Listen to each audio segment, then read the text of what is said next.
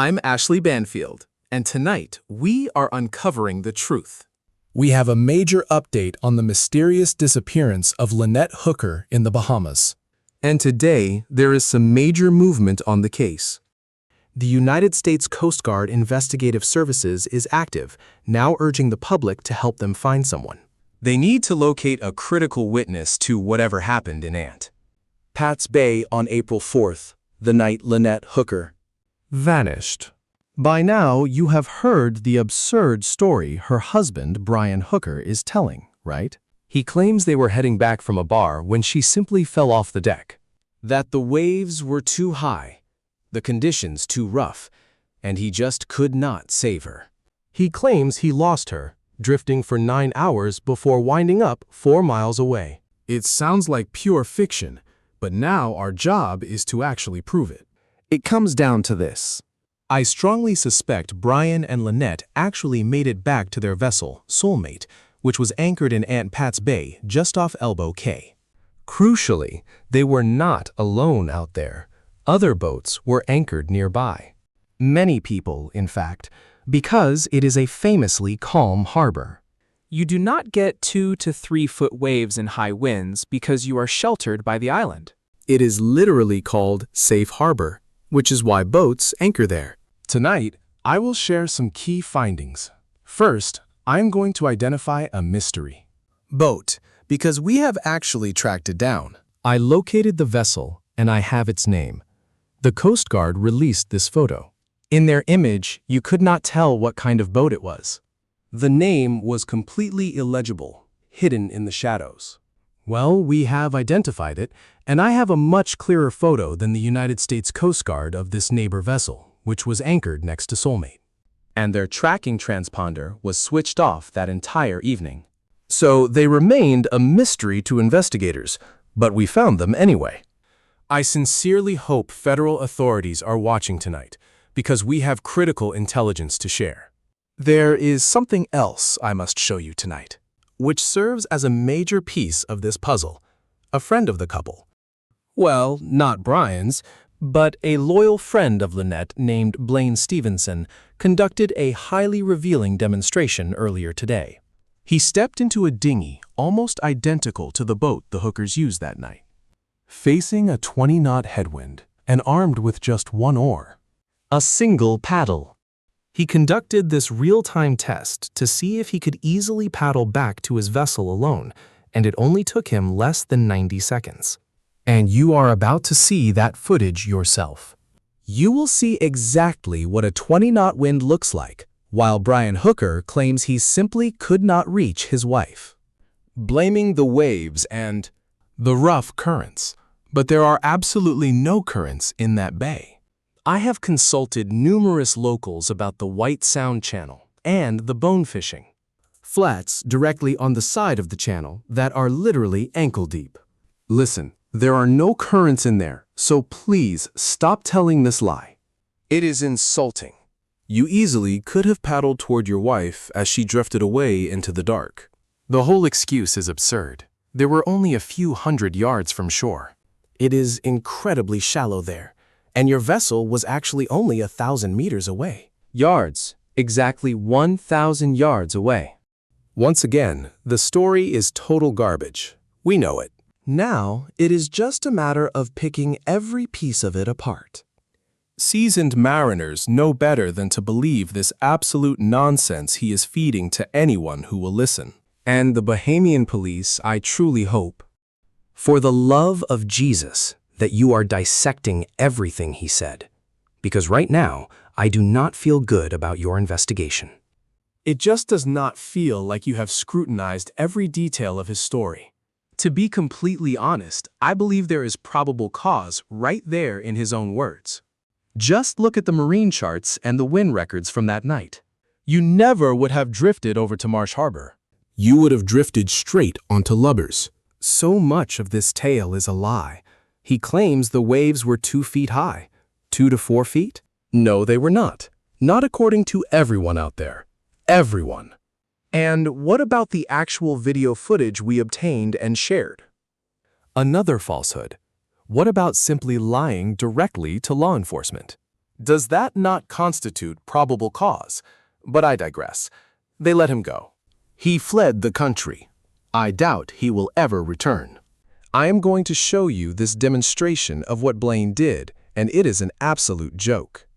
Just watch as Blaine paddles away, making his way directly back to his boat with no trouble, against 20-knot winds. Think about the waves a 20-knot wind kicks up in an anchorage, because that is exactly where they were.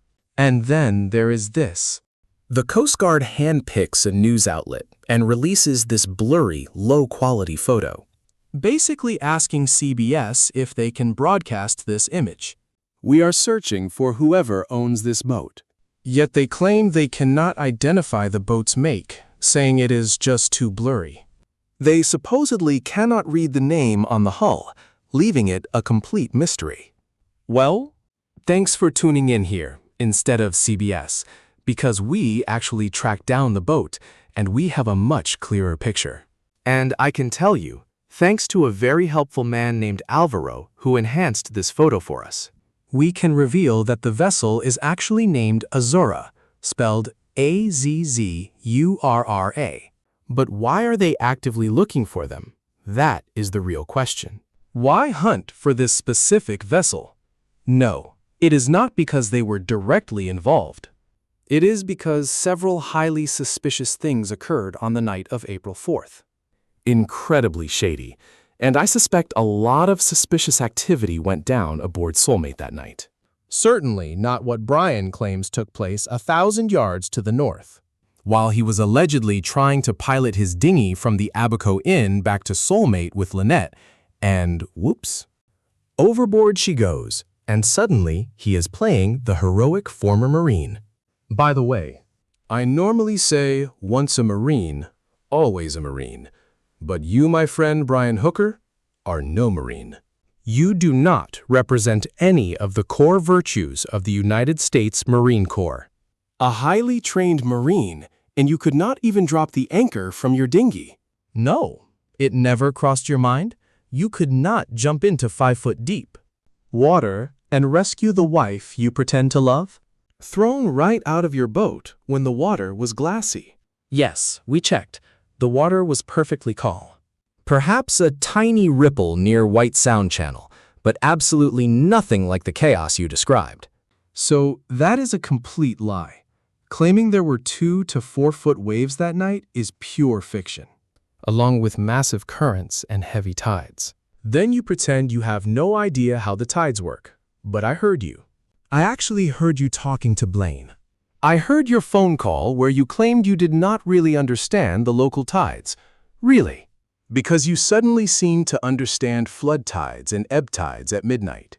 Yes, you accidentally slipped up with someone else, and we intercepted that message too. So you knew the tides. Yet the water was perfectly still, where you claimed holy hell broke loose. You know what? I want to ask the people on that other boat if they heard anything. Did anything seem off? And what about the emergency flares witnessed at 8 in the evening? Several witnesses saw a flare rise on a normal trajectory around 8 in the evening, which I find highly suspicious. Because when a bright flare shoots into the night sky, everyone notices it. It is like fireworks. It hangs in the air because it is designed for safety. It has to stay visible. So, it is incredibly strange that more people did not report seeing it. But the real mystery lies with the eyewitnesses who actually did. They were all gathered together, right? This entire group was together, and they all witnessed it. At least 3 of them did, and potentially even more. The bizarre detail is that they tracked the flare coming directly from Soulmate. It was not fired from the small boat 1,000 yards north where Lynette supposedly went overboard. Absolutely not. And the signal did not originate from the northern tip of Lubbers, despite Brian claiming that he eventually drifted all the way to the north of Lubbers, where he supposedly decided to drop anchor and launch an emergency flare. Oh my God, the story gets worse. To me, that alone is immediate probable cause. That is the absolute dumbest excuse. You expect us to believe you drifted away from Elbow Cay, sailed clear across the Sea of Abaco, and only then decided to anchor and launch a signal? Really? Seriously, because that entire journey would have taken at least 30 minutes. Give me a break.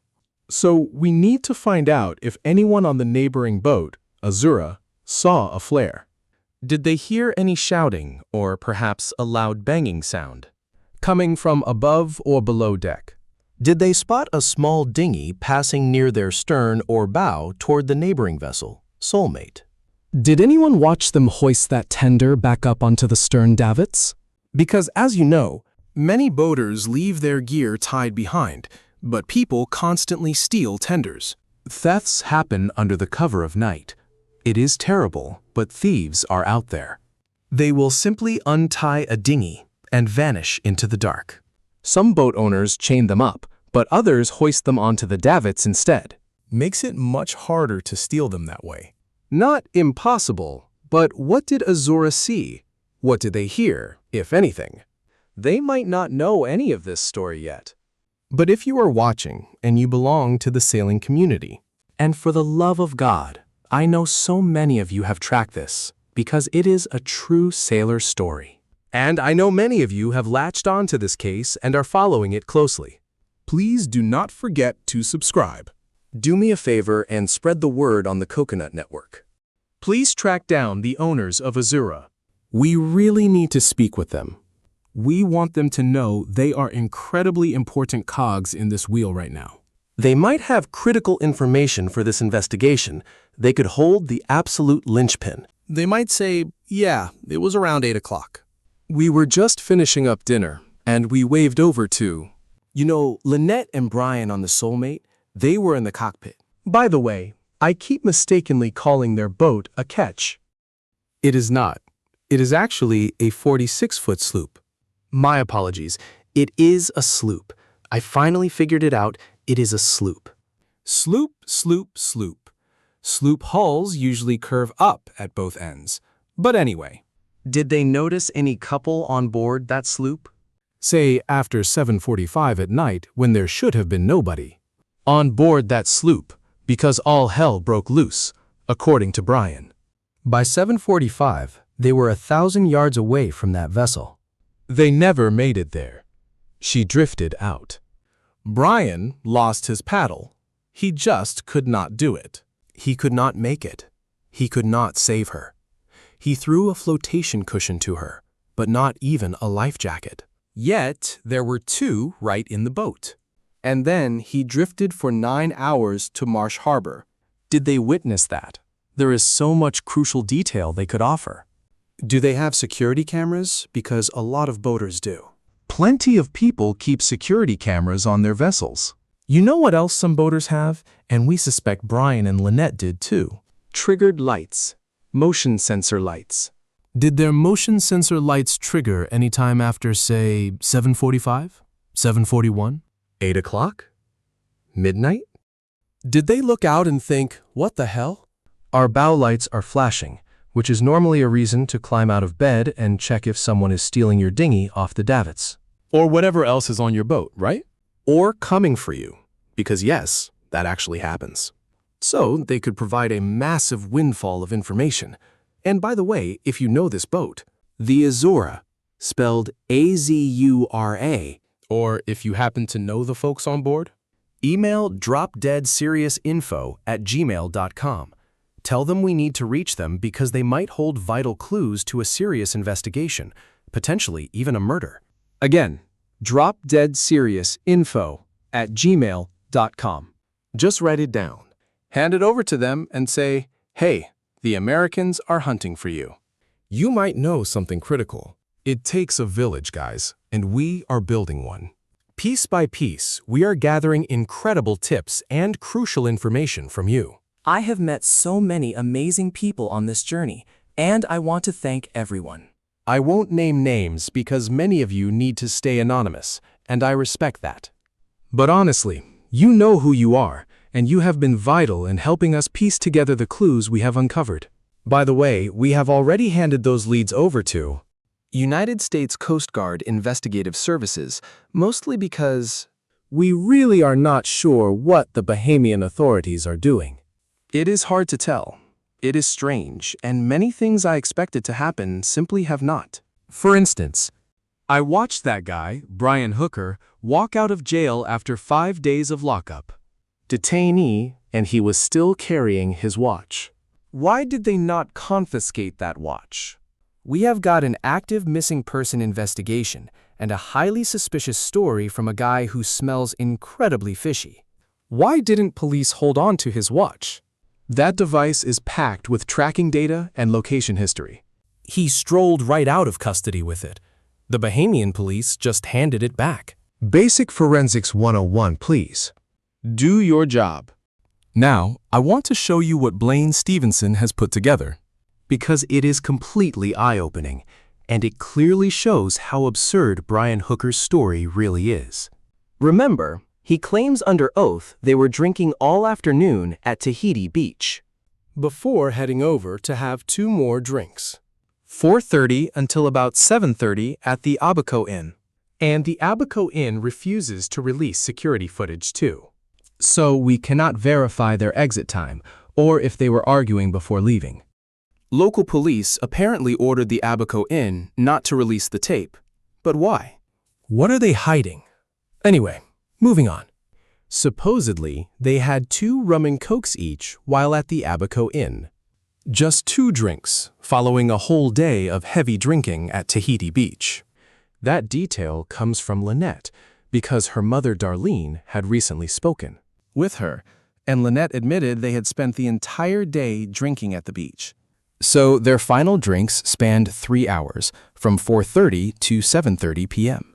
So we cannot easily claim that Brian was totally wasted. Does that timeline actually make sense? He says she fell overboard, and he had no idea where he was. Yet, he told the search and rescue teams the following morning, "I was just so confused." I was just so confused. Really? Honestly? After only 2 drinks in 3 hours. Sure, you drank earlier, but by 7 in the evening you are completely lost? It was still broad daylight out there, my friend. The sun does not set until 8. Give me a break. Oh, I was so confused. I had no idea. All investigators needed to know was, where did your wife fall overboard, and what was she wearing? Wait, a black swimsuit? Seriously? That is all you told them? Because we uncovered photos of her wearing a bright aqua cover-up and a vibrant blue headscarf on that trip. Yet you forgot to mention that to the search and rescue teams. Were you not even desperate to find her? Clearly not, and I wonder why. You see exactly where this is heading. For me, this investigation is about proving that every single word he said is absurd. Because it absolutely is. So picture him trying to paddle this boat, right? He claims she fell overboard. He lost an oar, the pin snapped, and off it drifted. Right, but that is another lie because you did not even have the seat installed. You had physically removed the seat from your dinghy. You cannot row unless you are sitting right near the back pins or kneeling on the floor. But the anchor was sitting right in the middle of your deck. So kneeling was impossible. How were you rowing with your back turned to your wife? Spare me. Any casual boater can connect these dots. You do not need to be a seasoned captain to see it. It is clear he thinks we are all completely stupid. Absolutely brainless. And once again, yeah, sure. He claims he could not reach her. Former Marine? Yeah, right. Honestly, you are just a total fraud. Even if you are not guilty, you are a massive liar. So, Let me show you what it actually looks like to paddle against 20-knot winds and the choppy waves whipped up in the lee of Elbow Cay, which is a known anchorage. that is exactly why vessels anchor there. It is calm in the lee. And his story says they were only 150 feet out. Actually, let us say yards, 150 yards offshore, according to his claim. That is exactly what he told rescuers. 150 yards from the beach. That should be an easy swim, right? But no, you could not manage that? The water might have been hip deep, because that entire area is incredibly shallow. But no, you could not figure that out either? Why not just jump out? Why would Lynette not simply stand up? You spun a quick alibi in a panic and completely ignored the physical reality of the harbor. Because the devil, my friend, always hides in the details. Devil is in the details. You should have checked the depth. Now, I want to introduce Blaine Stevenson, who did something absolutely incredible for us. Blaine, thank you. I am so grateful you put this together. This man has spent every single day analyzing different scenarios, Separating possibilities and sorting fact from fiction. Blaine has been an immense help to this investigation. And you should check out his YouTube channel called Sailing Camel. This physical demonstration features Blaine. Let us look at the boat specs. Brian and Lynette used an 8-foot dinghy. Blaine rows a 10-foot craft, but Brian and Lynette had a rigid, non-inflatable boat. Actually, Blaine has a rigid plastic dinghy as well, not an inflatable. This boat weighs 220 pounds. We do not know the exact weight of Brian and Lynette's boat, but search and rescue crews towing it reported that the wind the following day, out in the open sea of Abaco, was so strong they feared the plastic vessel would literally be launched into the air. So Blaine's setup is actually quite similar to Brian and Lynette's dinghy. This means the demonstration is a highly accurate comparison for our investigation. Even though Blaine is in a different location than Elbow Cay, still, water is water. Wind is wind. Waves are waves. So, let us look at Blaine's practical test to see exactly how hard it really is to paddle against these elements to reach a spouse. Now, let us examine what is actually in your cosmetics. We obsess over the food we eat and the clean water we drink, and how we protect our families. Yet we cover our skin with cosmetics full of unpronounceable chemical compounds. Remember, your skin is your body's largest organ. Whatever you apply gets absorbed directly. That is precisely why I choose Tubbs & Company. Here is the key. Their organic liquid foundation and face primer do not just mask your skin, they actively nourish it. Ordinary makeup demands constant touch-ups and leaves your skin feeling heavy and severely clogged, but this formula feels completely weightless. Does not cake, and actually lasts all day long. If you are tired of absorbing toxic mystery chemicals, you finally have a choice. Streamline your daily routine and feel truly confident about what goes on your face. Go to toopsandco.com/Banfield. They are offering our listeners 25% off your initial order with the code Banfield. That's Tubbs & Co. To spell it out, toupsandco.com/Banfield. Simply use code Banfield to get 25% off your first order. Alternatively, you can click the direct link in the description below. Today, we are facing heavy winds. Sustained speeds are 15 knots and above. We have registered gusts up to 22. As we round this point, those numbers will likely rise. I can feel the force building. Now, the central question remains. In gale force conditions like this, can you actually paddle a small boat against the wind? I am going to wait for the wind to intensify slightly. Secure the camera and document how well I can row using a single paddle. For the record, my dinghy is 10 feet long, rigid, and completely non-inflatable.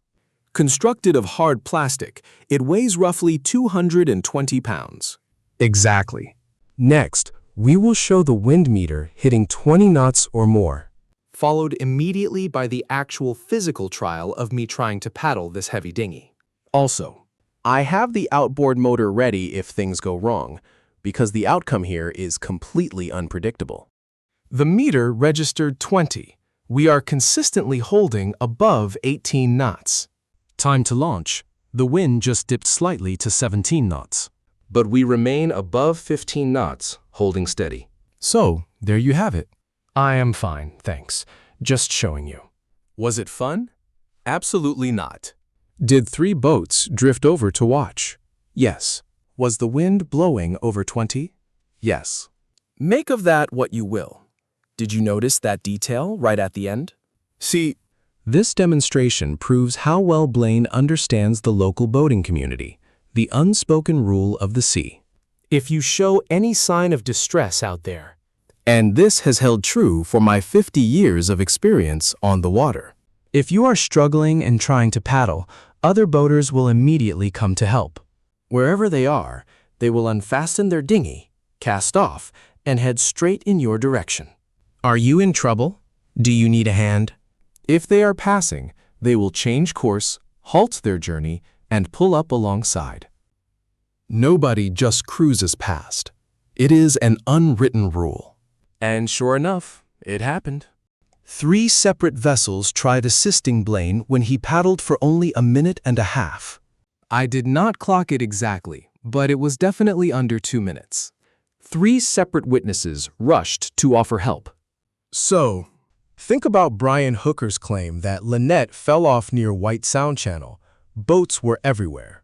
And it was still daylight. Leaving the Abaco Inn at 7:30 p.m. is the absolute latest point on our timeline. It might have been earlier. Say you depart the Abaco Inn at 7:30 with That small boat traveling at only 4 miles per hour. You would reach the boat named Soulmate in roughly 12 minutes. You would arrive at the White Sound Channel turnaround in just 4 to 6 minutes. Understand? There are residential homes lining the shore and boats moored the entire way. Traffic is constant, with vessels moving north and south all along the coast of Elbow Cay. An emergency like that simply does not happen out there without witnesses. Dozens of other vessels were anchored immediately to your south. And we are talking only 500 yards away at most. somebody is bound to help you. Unless, of course. Unless the events did not happen the way you claim, Brian Hooker. Because I do not believe a single word of your story. Not one word. Absolutely none of it adds up. I have suspected this from the start, long before gathering all this evidence. Just look at the sheer amount of research and evidence I have compiled to expose this absolute lie you decided to tell. So many credible sources have come forward to tell me. Hard facts that expose your fiction. It is honestly staggering. By now, it is past any reasonable doubt. Far past. So I will say it once more. Brian Hooker, TikTok. People are starting to look for you. I have no idea what the Bahamian authorities are planning, but a crowd is coming. I must remind you, if you know anything or have friends who were in the Bahamas on Elbow Cay on April 4th, the night before Easter Sunday, that Saturday evening was remarkably peaceful. Email me at dropdeadseriousinfo@gmail.com. Reach out or tell your friends. If you think you might have security footage, surveillance cameras pointing directly out over the Sea of Abaco, Capturing the sunset looking west that specific Saturday night right before Easter. If you have any footage, email dropdeadseriousinfo@gmail.com. Plenty of people have recordings. We just have to find you. We just have to look. Even if you assume your camera is just a motion sensor and couldn't have captured anything of value. Remember, Easter weekend was incredibly busy. The island was crowded, and you likely had guests staying at your property or nearby. Perhaps renting it. Meaning those sensors were likely triggered constantly, capturing vital background details. The crucial evidence in this investigation might be hiding in the background of a clip where nothing seems to happen. Please write to dropdeadseriousinfo@gmail.com. If you hold any other pieces to this puzzle, please do not hesitate to reach out. I truly appreciate all of you for listening. Thank you for watching. Please remember to subscribe and hit that like button to support the channel.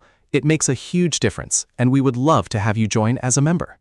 Our community here is growing, and I look forward to seeing you in the next update. Until then, always remember, the truth is not merely serious, it is drop dead.